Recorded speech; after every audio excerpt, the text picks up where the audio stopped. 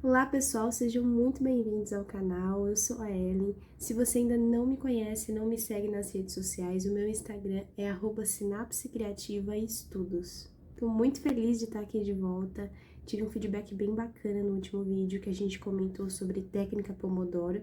E hoje o vídeo vai ser sobre um tema no qual os alunos que eu trabalho e eu mesma tive muitas dúvidas ao longo dos anos, que é quantas horas de estudo eu devo dedicar por dia, ou seja, quantas horas eu preciso estudar para ter um bom desempenho no vestibular. Então esse vídeo vai ser no mesmo formato do vídeo anterior, no qual eu vou mostrar para vocês aqui, através de algumas anotações, as ideias que eu quero passar para vocês. Bom, pessoal, como vocês podem ver, o assunto de hoje é qual é a quantidade de horas ideal de estudo que um aluno que deve ter um bom desempenho no vestibular consegue dedicar por dia, né? Então aqui eu trouxe duas situações, são dois perfis de aluno que eu costumo trabalhar no meu dia a dia com as mentorias de estudo, e eu acredito que seja dois perfis que vocês conhecem muito ou que vocês também se identifiquem com eles. Bom, vamos lá, vou colocar uma corzinha aqui pra gente conseguir explicar direitinho. Então, nós temos esses dois perfis de aluno. O primeiro, o aluno é a Maria, tá, gente? Nome fictício, então não se identifiquem apenas pelo nome. E o segundo aluno é a Joana. Bom, o que tem de diferente nessas duas rotinas de estudo? Então, a gente vai começar pela Maria, que é uma aluna típica que está prestando vestibular. Ela dedica mais de 8 horas diárias para aquele estudo, tá? Pelo menos é o que ela pensa dedicar. E ela montou um cronograma muito rígido lá no começo do ano, um cronograma completamente preenchido, ou seja, ela tem horário para almoçar, horário para sair, horário para estudar. Se brincar, ela tem horário até para fazer coisas de lazer, ou seja, aquele dia dela tá completamente programado e ela não tem brechas naquele planejamento semanal, mensal e anual. E aí, o que eu quero dizer com isso de não ter brechas?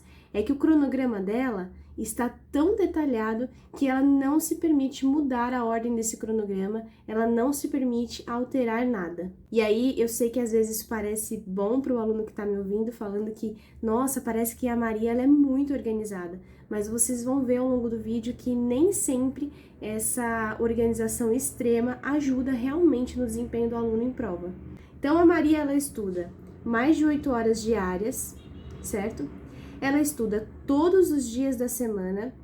Às vezes tem semana que ela ocupa os finais de semana para simulado e correção do simulado, ou seja, ela não tem um dia para ela. Guardem essa informação. E aí, como a Maria estuda? A Maria, ela assiste a aula, ela lê sobre a teoria daquela aula, ela faz resumos, anotações, cadernos e termina com exercícios, certo? O desempenho da Maria é de 60% a 70% de acertos em prova, ou seja, ela tem um desempenho mediano em prova. Não que não seja suficiente para a grande maioria dos cursos, mas não te dá uma margem de segurança bacana em vestibular, tá? Mesmo que você vá prestar um curso não tão concorrido. Claro que tem que avaliar caso a caso, mas em geral, alunos que prestam medicina, engenharia, direito, arquitetura, cursos que têm mais candidatos por vaga, é legal que você ultrapasse essa média de acertos, que é de 60% a 70%, tá? Isso em simulado. Mas a gente falando sobre essa média de acerto de 60% a 70%, durante os exercícios que você faz para aprender a matéria no dia a dia, muitas vezes não é suficiente, porque não consegue garantir pra gente que você realmente entendeu o conteúdo, né? Porque o que acontece muito em vestibular é que os alunos veem aquele conteúdo de modo engessado, de modo, às vezes, muitas vezes superficial, e não consegue pegar aquele conteúdo teórico e encaixar em exercícios, em situações de problema tão diversificadas como é nos processos de vestibular. Então, esse é o cenário da Maria, tá? Ela estuda de 8 a 10 horas por dia, é uma jornada muito extensa e muito provavelmente ela chega muito cansada no final do dia. Agora a gente vai ver o perfil do aluno 2, que é a Joana. Lembrando que são nomes fictícios, tá bom, galera? A Joana, ela já tem uma rotina de estudo um pouco diferente. Ela não é uma aluna que adota métodos de estudo conservadores, tradicionais, e para ela o limite diário de estudo, seja por tempo, ou seja, por disponibilidade, por disposição, é de 4 a 6 horas diárias. Então, o limite delas é 6 horas diárias e ela não cumpre a mesma quantidade de horas de estudo todos os dias. Além disso, a Joana, ela não gosta muito de cronogramas rígidos e ela decidiu fazer uma visão geral do ano dela. Então, ela decidiu em qual mês ela vai terminar a teoria, em qual mês ela vai começar a fazer provas antigas, em qual mês ela vai fazer simulado, em qual mês ela vai fazer revisão. Depois desse planejamento inicial, ela planejou mês a mês, de acordo com as necessidades dela daquele mês e dos imprevistos também, né? Porque é muito difícil um aluno ter uma rotina completamente dedicada a estudo, né? Eu falo isso por experiência dos meus atendimentos. A grande maioria dos meus alunos trabalham, fazem outra faculdade, têm outros compromissos fixos que eles têm que dividir esse tempo de estudo com esses compromissos. Portanto, montar um cronograma rígido nesse ponto não é interessante, porque muito provavelmente você vai impedir esse cronograma de rodar bem durante o ano. Bom, então como a Joana estuda de fato? 4 a 6 horas de estudo por dia, tá? Lembrando que é o que ela tem disponível. Então, um outro ponto diferente aqui da Maria, a Joana, ela estuda em um único turno do dia, ou seja, essas 4 ou 5 horas de estudo, ela divide ou no período da manhã, ou no período da tarde, ou no período da noite. Então, ela dedica outras horas do dia para outras atividades. Então, como que a Joana estuda de fato? Ela assiste aula, ela também faz teoria, e ela também faz resumos, e ela também faz exercícios. A grande diferença entre a Maria e a Joana, na verdade, é a quantidade de tempo que ela dedica para cada uma dessas tarefas. Então, ela assiste poucas aulas, ela vê bastante teoria sim, ela faz poucos resumos, poucas anotações, mas ela faz uma quantidade de exercício muito grande. Ou seja, o foco dos estudos dela é praticar, é a parte ativa do estudo. Muito diferente da Maria, no qual se preocupa em seguir um cronograma e um roteiro engessado no qual ela vê aula, vê teoria, faz resumo e só depois ela faz exercício. Algo que mostra pra gente também que muito provavelmente ela não tem tanto tempo para fazer exercício, porque ela tem vários outros passos para cumprir antes do exercício. Guardem essa informação também. Então, qual que é o desempenho da Joana de fato? Então, a média de acertos da Joana é de 75% a 80%. E aí você pode estar me perguntando, como assim ela acerta mais do que a Maria? Como assim? Ela faz menos, ela estuda menos e como ela acerta mais? Gente, tudo isso depende da forma que você estuda. A Joana, ela faz mais exercícios e ela dedica menos tempo de estudo. Sabe o que isso quer dizer? Que nesse período aqui de 4 a 6 horas, ela dedica praticamente uma atenção total para o estudo. Então, ela direciona melhor o estudo dela, ela dedica mais atenção e com menos horas de estudo, ela não se sente tão cansada, ela consegue se dedicar mais durante aquele momento que ela está estudando. Ao contrário da Maria, que dedica mais de 8 horas de estudos, se sente cansada e muitas dessas horas que ela dedica não é de qualidade. Então, o que eu costumo sempre falar para os alunos, não é quantidade, e sim qualidade de horas. Vale mais você estudar 1 hora totalmente focado e dedicado por dia do que você passar o dia sentado na cadeira, se sentir muito cansado e realmente não aprender nada com profundidade.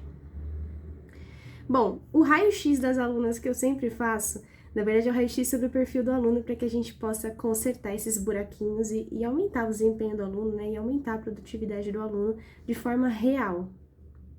Então, o que implica a quantidade de horas que você estuda por dia? A sua disposição e os seus limites pessoais. O quanto eu consigo estudar, o quanto eu consigo dedicar, o quanto eu tenho disponível no meu dia realmente e o quanto eu coloco de conteúdo nesse dia. Você tem que saber respeitar os seus limites. A formação de hábito, então, é muito mais fácil você conseguir, de fato, formar um hábito estudando menos horas por dia e mantendo a consistência do que você estudar o dia todo e fazer o teu cérebro entender que aquilo é um dia completo e não um hábito isolado. Portanto, o hábito de estudar tem que ser criado de forma gradual, certo? Saúde mental do aluno, obviamente, quanto mais horas você estuda, menos você consegue ter uma hora de lazer, uma hora de exercício físico, um tempo com a família, ou fazendo uma outra atividade que você goste de fato. Então é importante esse equilíbrio entre horas de estudo e a sua vida pessoal, tá? Vocês vão entender que o vestibular não é tudo na vida e apesar de ser uma barreira grande para o aluno, existe vida pós-vestibular, existe vida fora da faculdade, existe vida sem ser a profissional. Eu acho que isso a gente começa a entender quando fica um pouco mais velho e quando a maturidade chega. A aprendizagem em si, tá? Então, com certeza você consegue testar mais métodos com menos horas de estudo, porque de fato você vai estar focado e dedicado naquele exato momento. Se a pessoa faz estudo ativo ou passivo, isso é tema para o nosso outro vídeo, mas eu já vou adiantar que existe diferença entre você só assistir uma aula, ficar lá recebendo aquelas informações de modo passivo, e você pegar aquele conteúdo que você acabou de ver, mesmo que de maneira superficial, mesmo que de maneira não completa, e tentar aplicar ele numa situação problema, tá? Então você com certeza aprende mais nesse estudo ativo e não passivo, beleza? A questão do cronograma rígido, que a gente conversou um pouquinho lá no começo da aula, sobre não detalhar todos os horários. Então, eu já tive experiência de ver aluno que dedicava, assim, o dia inteiro pro vestibular, e não tem nada de errado com isso, se você tem disposição, se você gosta, se você curte o processo, isso é maravilhoso. Mas a grande maioria dos alunos, não. E a sobrecarga vem, e o cansaço vem, e não é fácil manter um ano nessa rotina completamente rígida. Além disso, se você não cumpre um dia, ou se você atrasa uma tarefa, todas as outras tarefas estarão encavaladas.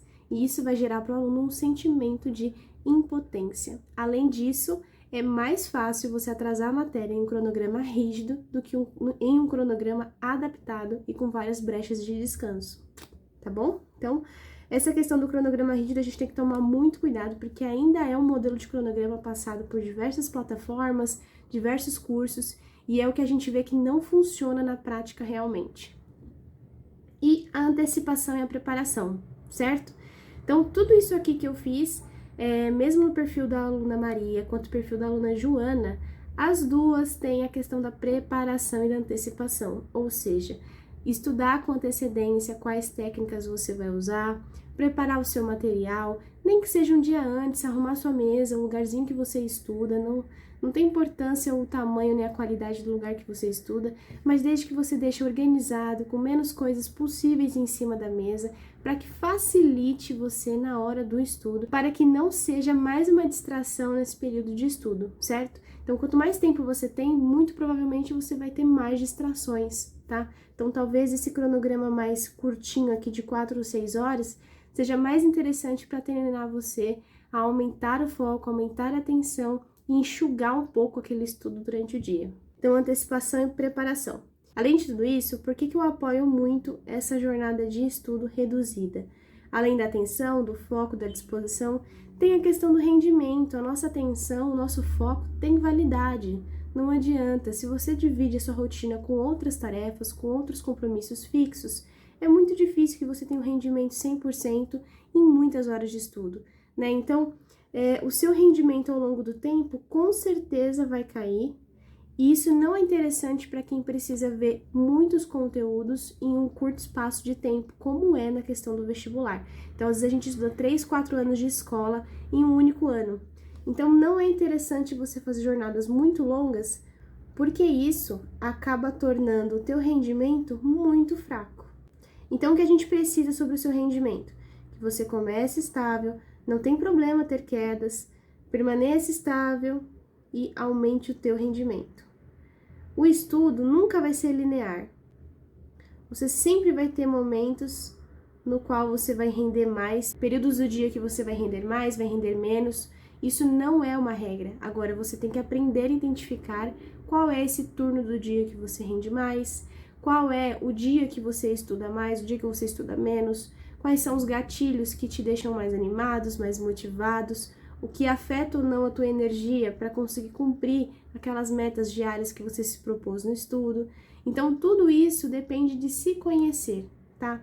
Eu acho que a ideia geral desse vídeo aqui que eu queria passar para vocês é que vocês não precisam de jornadas heróicas para ser aprovados no vestibular, entende? Eu acho que eu fui criada num meio que as pessoas estudavam de 8 a 10 horas por dia e não tinham ideia de que conseguiriam o mesmo desempenho, a mesma pontuação em prova, se matando muito menos, sabe? Chegando muito mais inteiro na reta final, chegando muito mais descansado, sabendo equilibrar essa jornada, essa rotina.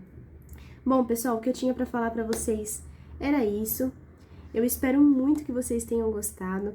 Deixe aqui nos comentários quantas horas de estudo você estuda, como é que você divide seu tempo, que eu vou lançar mais vídeos sobre esse assunto, sobre a parte de organização dos estudos e também um pouquinho sobre a diferença do estudo ativo, estudo passivo. Então coloca nos comentários também o que vocês querem ver por aqui. Se você ainda não me segue nas redes sociais, o meu Instagram é @sinapse criativa estudos e por lá eu consigo estar muito mais próxima de vocês e dividir um pouquinho sobre esse mundo do vestibular. Por hoje é só, pessoal. A gente se vê no próximo vídeo.